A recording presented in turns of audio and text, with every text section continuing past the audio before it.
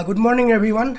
In this class, we are going to discuss about Thornthwaite's climatic classification. In our previous study, we have discussed about the Köppen's classification. Into this classification, we are going to discuss Thornthwaite's two systems of climatic classification. Okay, he provided a climatic classification during 1931 and another in 1948. Okay, these are two different classification. Okay, first of all, the 1931 system, descriptive classification, and 1948 physical process classification.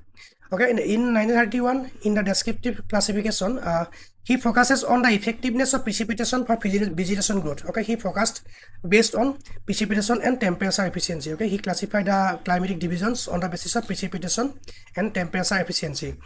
Okay, relies on empirical relationship between climate and observed plant distribution. Key concepts are precipitation effectiveness, that is PE index, and temperature efficiency, that is TE index. Five moisture regimes and 3 thermal provinces are categorized. Okay, this is the formula. PE index is equal to 11.5 is to summation P divided by T minus 10 to the power 10 minus 9, 10 divided by 9, where is P is the monthly precipitation and T is the monthly mean temperature. Okay, this is the basis of descriptive classification of Thornthwaite's climatic classification in 1931. On the other hand, in 1948, he provides physical process of classification for the division of climatic regions in the Earth's surface. He introduced the concept of potential evapotranspiration, that is PE, as a physical parameter. Models that water budgets comparing water supply precipitation with water demand, that is PE. Key concepts are potential evapotranspiration, water balance, moisture index, thermal efficiency index. 4 climate types based on moisture index. Okay, formula P is equal to 1.6 10 T divided by 1 divided by I to the power 0, where T is the mean monthly temperature and I is the annual heat index. Okay, this is the formula: water balance, potential evapotranspiration. Okay, now the 1931 system was founded on a simple premise, that is vegetation reveals climate. Okay, he categorized the classification of climate regions on the basis of vegetation. C.W. Thornthwaite, an American climatologist, first presented his classification for North America in 1931, extending it to the world by 1933. Similar to the popular Köppen's system, his initial approach assumed that the nasal vegetation, it is similar to the Köppen's classification. A nasal vegetation of a region is the ultimate indicator of its climatic types. Okay, that means the nasal vegetation found on the Earth's surface is the determiner of the climatic of that specific regions. Okay, the classification was built upon 2 core metrics. First of all, precipitation effectiveness and temperature efficiency. Precipitation means rainfall, and temperature efficiency means the temperature of the specific region. Okay, precipitation effectiveness, how much of the rainfall is actually useful for plant growth, and temperature efficiency, the role of heat in promoting plant development. Okay, these are 2 indicators of climatic classification according to the Thornthwaite climate classification. Now, precipitation effectiveness quantified the water available for plant growth. The system recognizes the plant growth depends not just on total precipitation but on its effectiveness. Okay, precipitation P and evaporation E. Okay, the PE index calculating using a simple ratio, PE ratio, total monthly precipitation divided by total monthly evaporation. Okay, the annual PE index is a sum of the 12-month PE ratios. This index was used to define 5 fundamental humidity regions across the globe.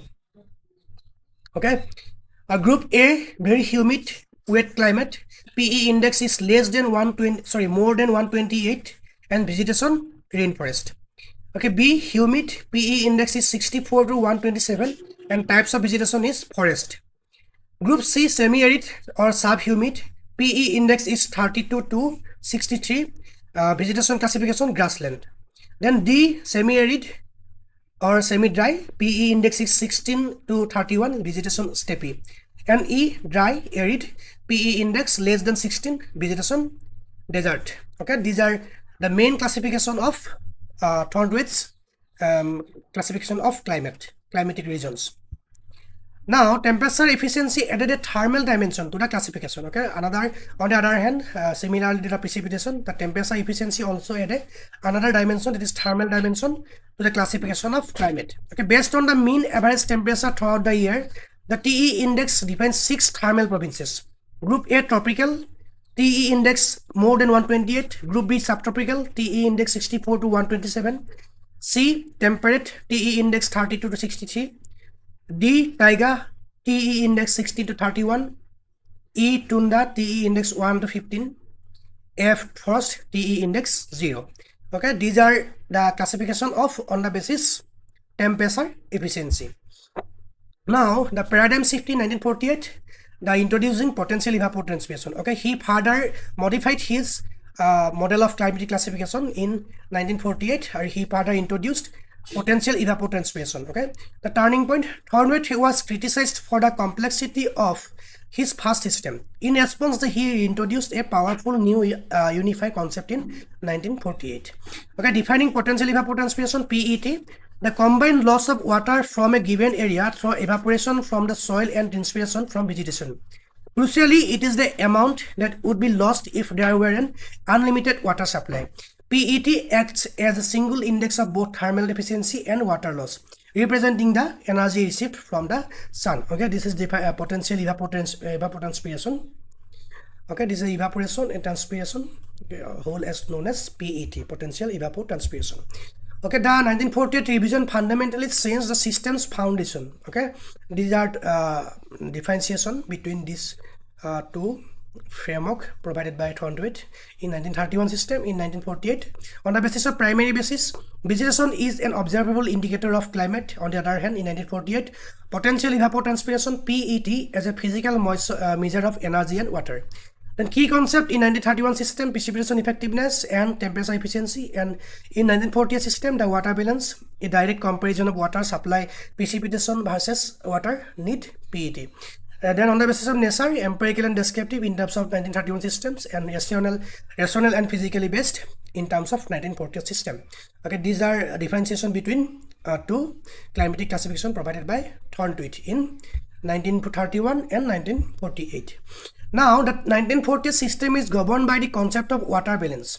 Okay, the climate is defined by the relationship between precipitation and PET, potential water need. Okay, precipitation more than PET, there is a water surplus leading to positive soil moisture. Right?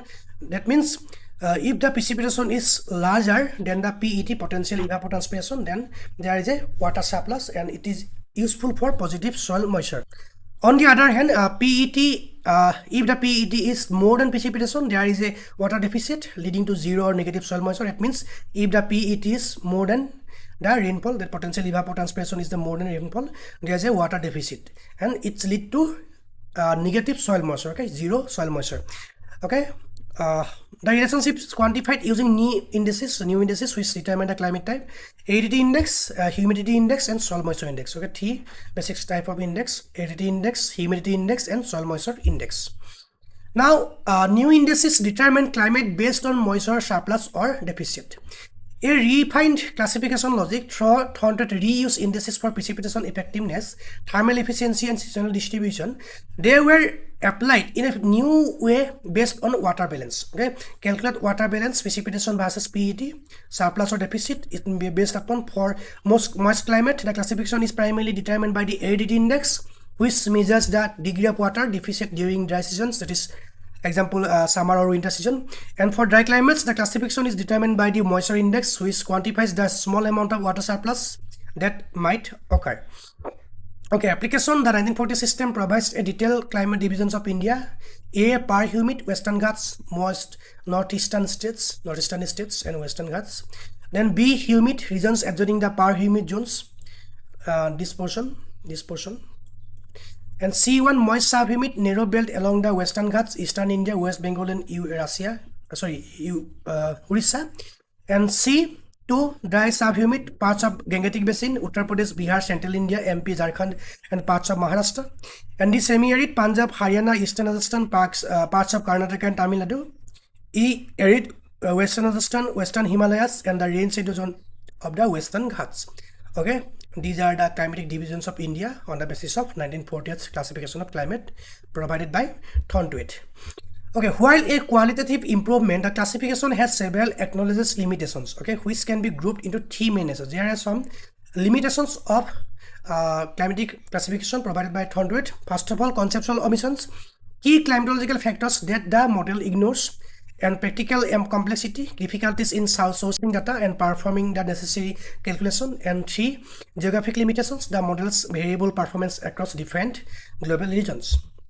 Okay, the system's complexity and omissions limit its practical application. What it ignores, the model does not account for the rule of prevailing winds, relative humidity and air pressure, air masses related for the specific angular solar radiation, and calculation challenges. Calculating the soil moisture balance is a basic problem, and the sheer number of possible climate combinations, theoretically 120, increases complexity. Data availability, gathering the required meteorological data over long periods and diverse locations is a serious practical problem. Then regional performance, the system is most satisfactory for North America but performs less well in tropical and semi-arid areas. And modern relevance, it does not incorporate contemporary issues like global warming or the increasing incidence of extreme weather events. Okay, these are some basic examples of limitations of this model. They ignore some conditions, prevailing conditions, humidity, air pressure, masses, solar radiation, and calculation challenges. There are data availability challenges, then resilient performance challenges, and modern relevance, lack of modern relevance. Okay, now Thornthwaite's 1940 classifications, though complex and less widely used today, represented a crucial qualitative improvement in climatology. Its primary contribution was moving the basis of classification away from observed effects like vegetation towards a rational and physical cause, the water balance. The concept of potential evapotranspiration remains a cornerstone of modern climatology, hydrology, and agricultural sciences. The system's value lies not in its perception as a tool, but in its power as a concept that changes how scientists think about the relationship between energy, water, and climate. Okay, that's all for today. If you have any doubt and query, just let me know in the comment section. Thanks for watching. Thank you.